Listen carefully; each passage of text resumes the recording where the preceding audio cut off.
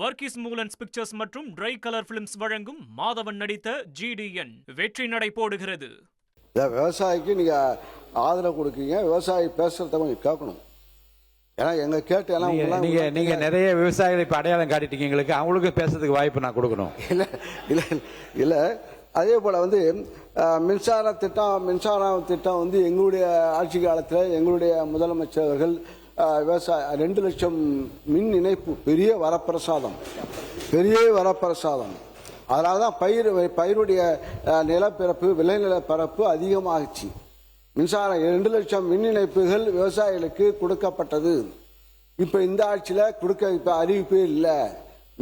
புதிய மின் இணைப்பு விஷயமாக இல்ல இருக்கிற காண்டே வரமாட்டேங்குது. எங்களுடைய ஆட்சி காலத்தில் சட்டத்துறை அமைச்சர் பதில் சொல்லுங்க அதுக்கு உடனே.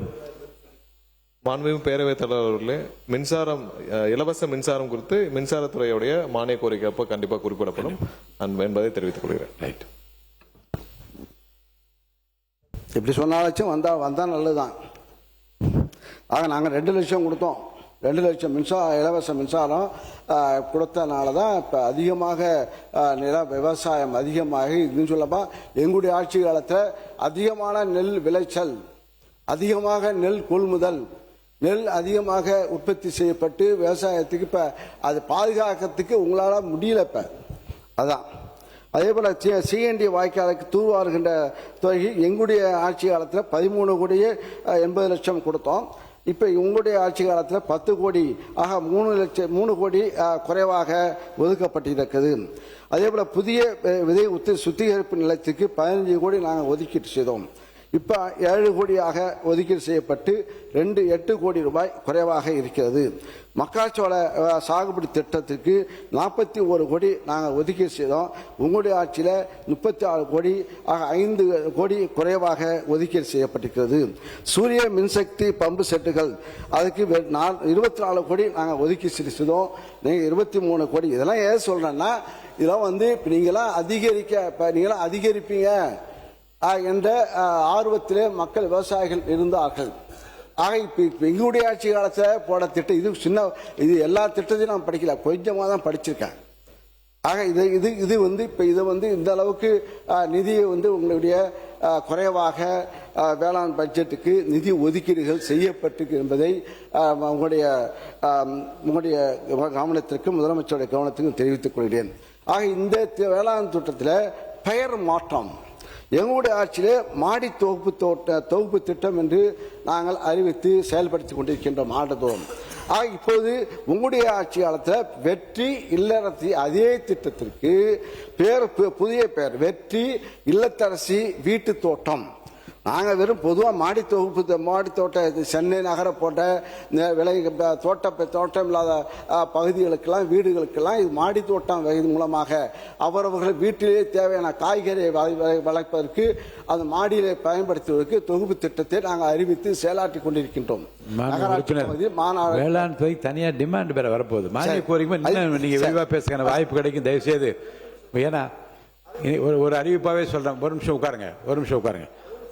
இல்லை நான் சொல்கிறேன், ஒரு நிமிஷம். ஒரு அறிவிப்பு, அதாவது 1:30 மணிக்கு நான் முடிக்க வேண்டும். அன்றைக்கு 3:45 போது சில உறுப்பினர் அறைக்கு சொன்னார்கள், ரொம்ப சிரமமாக இருக்கிறது, இந்த 3:30 மணிக்கு கொண்டு போது சிரமம். ஒன்று, சோர்வும் சலிப்பும் உறுப்பினருக்கு ஏற்படாமல் அவையை நாம் முடிக்க வேண்டும். காலத்தின் அருமை கருதி நீங்கள் உங்கள் உரையை நீங்கள் முடிங்க. அடுத்து வருகிற உறுப்பினர் கொண்டு சொல்கிறேன், 11 பேர் இன்னும் பேச வேண்டும். அதை மனதிலே வைத்து அனைத்து உறுப்பினரும் ஒத்துழைக்குமாறு நான் கேட்டுக்கொள்கிறேன். இது பெயர் மாற்றத்தை சொல்றேன். இதில் எங்களுடைய உழவர் செயலிக்கு நீங்க A1 உழவர் செயலி, பனை மேம்பாட்டு இயக்கத்திற்கு பனை பாதுகாப்பு இயக்கம், எண்ணெய் வித்துக்கள் இயக்கத்திற்கு பயிர் வகைகள் மற்றும் எண்ணெய் வித்து பயிர் தண்ணீருக்கான இயக்கம், ஒருங்கிணைந்த தென்னை வளர்ச்சி திட்டம், தென்னை சிறப்பு திட்டம். ஆக பெயரை மாற்றி அதே போல விருதுகள், விவசாயிகளுக்கு விருது வழங்கும் திட்டத்தை மக்கள் சேவகர் நாங்கள் விவசாயிகளுக்கு விருது வழங்கும் திட்டம் அறிவித்திருந்தோம். நீங்கள் அந்த திட்டத்திற்கு மக்கள் சேவகர் அஞ்சலை அம்மாள் விருது என்று அறிவித்திருக்கிறீர்கள். நீடித்த நிலையான பருத்தி இயக்கம், அது பருத்தி அதே பண்ணுங்க. SC/STக்கு கூடுதல் மானிய திட்டம் நாங்கள் அறிவித்து ஆண்டுதோறும் செயல்படுத்திக் கொண்டிருக்கின்றோம். அந்த திட்டத்திற்கு அண்ணல் அம்பேத்கர் வேளாண் உதவி திட்டம் ஒரு பெயர் மாற்றத்தை நீங்கள் உருவாக்கி அறிவித்திருக்கின்றீர்கள் என்பதை நான் தெரிவித்துக் கொள்கின்றேன். அதேபோல நெல்லுக்கு கரும்பு பறித்து கடன் தள்ளுபடி அது முழுமையாக தள்ளுவீங்க என்று நம்பிக்கை கொண்டு இருக்கின்றோம். விவசாயிகள் நம்பியிருக்கின்றார்கள். ஆக அதில் காவாசி தான் தள்ளுறீங்க. 3/4 லட்சம் இது 1 லட்சமாக அறிவிப்பீங்க. 5 லட்சம் வரை இலவசம் தள்ளுபடி செய்ய முடியும் என்றீங்க. அது அறிவிக்கவில்லை.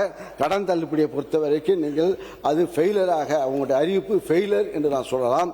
அதே போல அரிசி விலை உயர்வு அரிசி விலை இப்போ நாங்கள் எவ்வளோ நெல்லு விலை உயர்த்தி கொடுத்தாலும் இப்போ நெல்லு விலை இப்போ தனியார் இப்போ நெல் நீங்கள் அறிவித்திருக்கீங்க.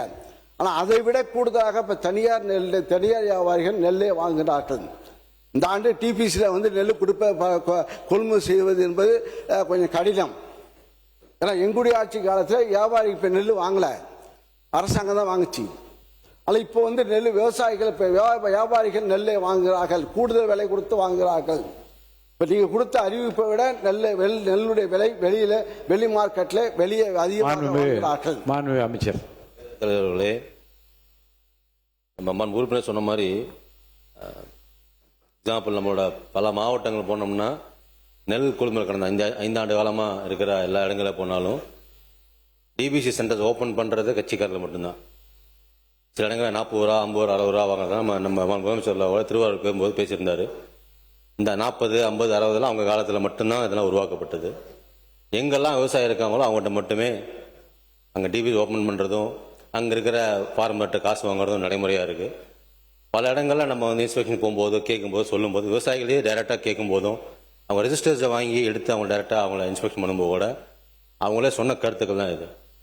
இன்றைய காலகட்டங்களில் எந்த இடத்துக்கு போனாலும் எல்லா டிபிசி சென்டர்லையுமே அந்த டிபிசி சென்டரில் யாருக்கு அலாட் பண்ணியிருக்கோம், அதில் பிசி யார் இருக்காங்க, அதில் ஒர்க் பண்ணுற வாட்ச்மேன் யார் இருக்காங்க, அந்த கலெக்டர் மூலமாக தனிப்படைகள் மூலமாக விசாரணை செய்து எல்லா டிவி சென்டரையுமே தனியாக ஒரு கைட்லைன்ஸாக கொடுத்துருக்கோம். இப்படி தான் ஓப்பன் பண்ணணும், இப்படி தான் கொடுக்கணும்.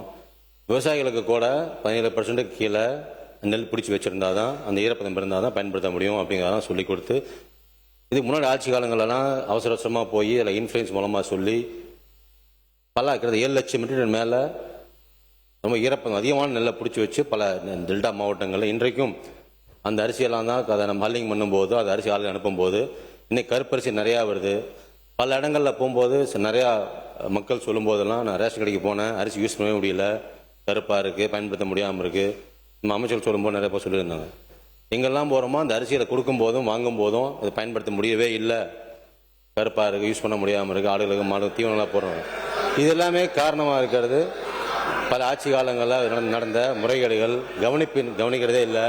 நம்ம அரிசி வந்தால் போதும், அரிசி கிடைச்சா போதும், அதுக்கு அவங்களோட கட்சிகள் நிமிச்சா போதும் தான் பண்ணுறாங்க.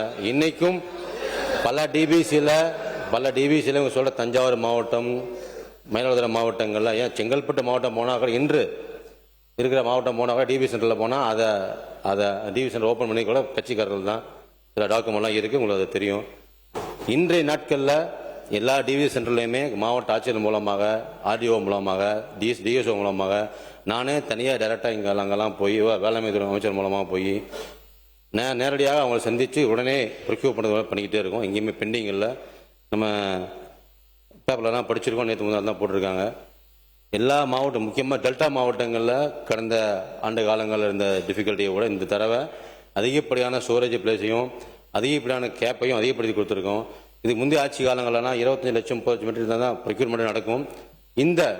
நம்மளோட முதலமைச்சர் ஆட்சி காலங்களில் கிட்டத்தட்ட 45 62 லட்சம் மெட்ரிக் டன் வரைக்கும் ப்ரொக்யூர்மெண்ட் பண்ணியிருக்கோம். எல்லாத்தையும் எல்லா மாவட்டங்களுமே, குறிப்பாக சொல்ல போனால் டெல்டா மாவட்டத்தில் மட்டுமே கடந்த செப்டம்பர் 2025 நேற்று வரை 62,53,000 மெட்ரிக் டன்னுக்கு ப்ரொக்யூர்மெண்ட் பண்ணியிருக்கோம். அது அந்த ரீஜன்லேருந்து அங்கே அறிவியலுக்கு அனுப்பி அதையும் ஓப்பன் குடோன் இல்லாமல் நெல்மணிகள் தவிர எல்லா மற்ற ரீஜனுக்கும் அனுப்பி பாதுகாப்பாக நம்ம வச்சுருக்கோம். தாக்குதல் வந்தால் கூட ஏதாவது சூழ்நிலைகளில் நெல் அறைக்கு அனுப்ப முடியாதோ, இல்லை ப்ரொக்யூர்மெண்ட் குறுவை சம்பா வரும்போதோ, நடவு கம்மியாக இருக்கும், விவசாயம் பண்ண முடியாத சூழ்நிலை வந்தால் கூட அரிசி பஞ்சம் வரக்கூடாதுங்கிறதுனாலையும் நெல்லில் பிரச்சனை வரக்கூடாது மிக தெளிவாகவும் மிக குறிப்பாகவும் எல்லா இடங்களையும் மற்ற ரீஜனுக்கு கூட திருச்சி, தஞ்சாவூர், கும்பகோணம் உள்ளிட்ட மாவட்டங்களும் சரி, சென்னை, கடலூர் இந்த பகுதியெல்லாம் கூட நெல் கொள்முதலை அதிகப்படுத்தி அங்கேயும் ஸ்டோர் பண்ணுறதுக்கு வழிவகை பண்ணிக்கிட்டு இருக்கோம். நன்றி. வர்கீஸ் மூலன்ஸ் பிக்சர்ஸ் மற்றும் ட்ரை கலர் பிலிம்ஸ் வழங்கும் மாதவன் நடித்த GDN வெற்றி நடை போடுகிறது.